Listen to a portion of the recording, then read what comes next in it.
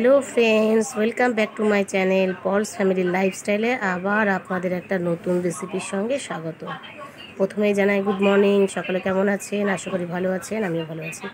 আজকে নতুন রেসিপিটা হলো হাঁসের ডিম দিয়ে নারকেলের দুধ দিয়ে করব।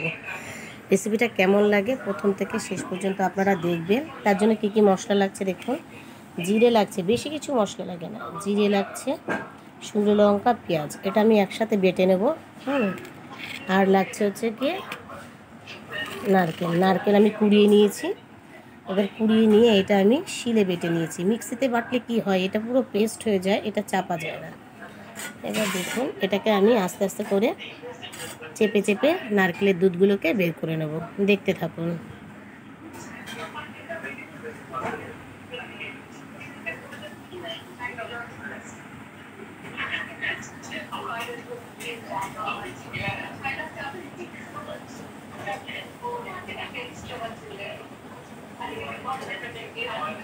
এরমভাবে পুরো দুধগুলোকে আমি বের করে নেব।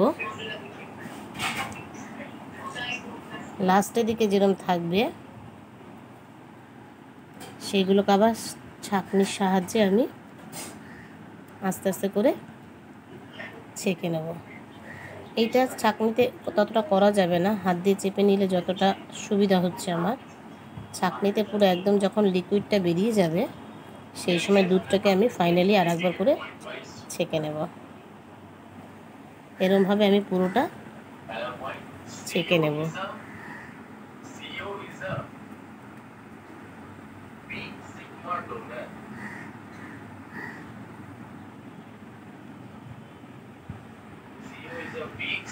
ফাইনালি দেখুন, এই মশলা আমি বেটে নিয়েছি।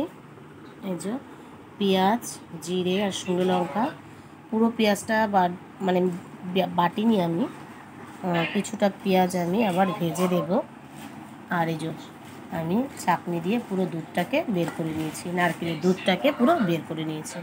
এবার স্টেপ ওয়াইজ আমি এরমভাবে করছি, রেসিপিটা দেখতে থাকুন। ডিমগুলো আমি এরমভাবে পুরো সেদ্ধ করে ছাড়িয়ে নিয়েছি।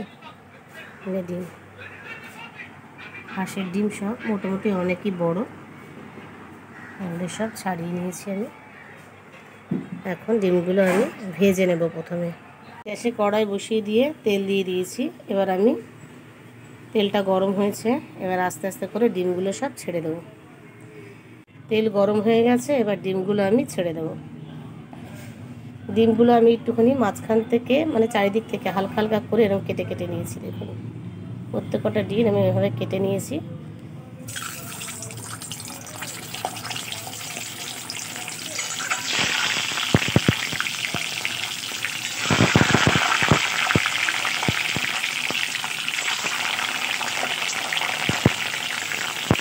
ডিমগুলো এবার ভেজে আস্তে আস্তে করে তুলে নেব।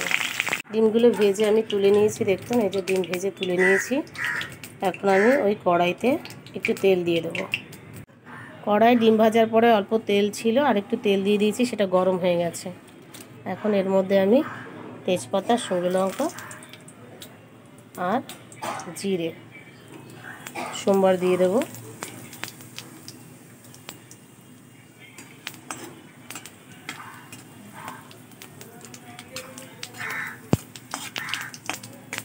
এবার দিয়ে দেবো পেঁয়াজ। পেঁয়াজটাকে লাল করে ভেজে নেব। পেঁয়াজগুলো পুরো লাল লাল হয়ে ভাজা হয়ে গেছে। এর মধ্যে আমি এবার আদা রসুন বাটা দিয়ে দেবো।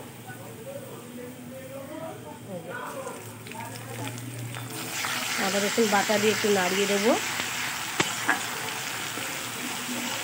1 মিনিটের মতো নাড়াবো। এবার দিয়ে দেবো যে মশলাটা আমি পেস্ট করে রেখেছিলাম, সেটা দিয়ে দেবো। এবার এটা দিয়ে আমি কিছুটা কষিয়ে নেব।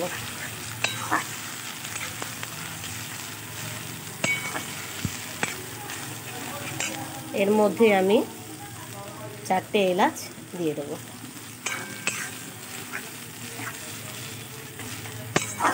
মশলাটাকে ভালো করে কষতে হবে যতক্ষণ ওর থেকে তেল না ছাড়তে শুরু করে।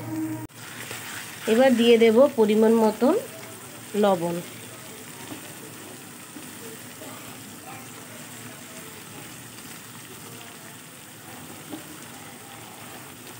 আর দিয়ে দেবো পরিমাণ মতন হলুদ। এবার ভালো করে এটা মিক্স করে কষতে থাকবো। কষা যত ভালো হবে এটার টেস্টও ততটা ভালো হবে। আর মশলা পুরো তেলের ওপর চলে এসে দেখুন। এবার আমি সামান্য জল দিয়ে দেবো, যেহেতু নারকেলের দুধ আছে বেশি একটা জল দেবো না, অল্প জল দিয়ে দেবো।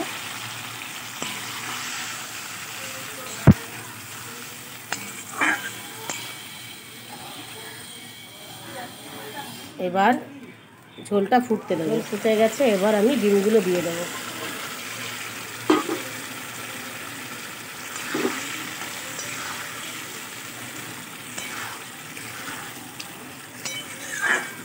এবার আমি চাপা দিয়ে দেবো।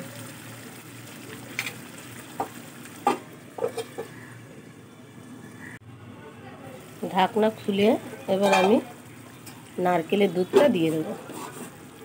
দেখুন অনেকটা জল কমে এসছে। এবার নারকেলের দুধটা দিয়ে দেবো।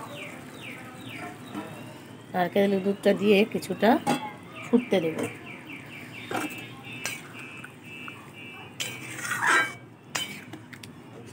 কিছুক্ষণ ফুটতে দেবো।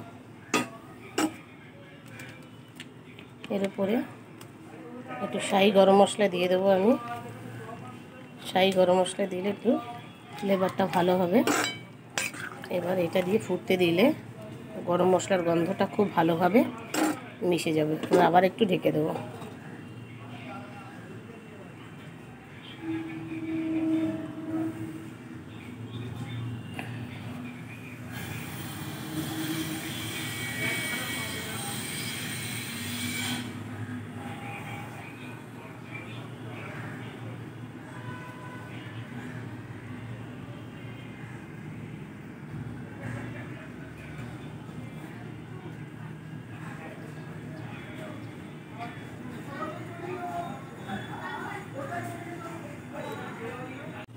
এবার ঢাকনাটা খুলবো। মোটামুটি আমার হয়ে গেছে, পুরো পারফেক্ট। এতটুকুই আমি রাখবো, যেহেতু নারকেলের দুধ আছে বসে যাবে। এখন আমি নামিয়ে দেবো। রেসিপিটা যদি আপনাদের ভালো লেগে থাকে তাহলে অবশ্যই কমেন্ট করে আমাকে জানাবেন, আর লাইক সাবস্ক্রাইব করে আমার পাশে থাকবেন। তাহলে আবার একটা নতুন রেসিপির সঙ্গে আপনাদের সঙ্গে আমার দেখা হবে। তাহলে এই পর্যন্ত।